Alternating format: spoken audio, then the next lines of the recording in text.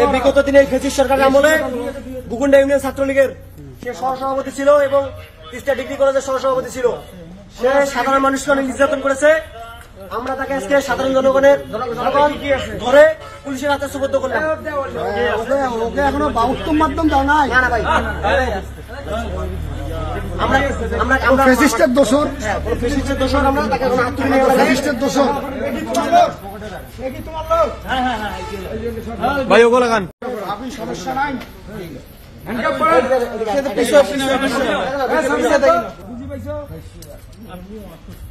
এই সমস্যা নাই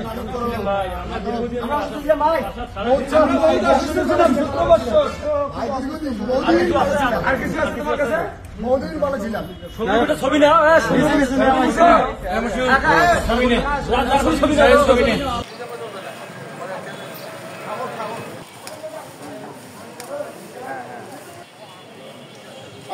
নীল পরে দিব।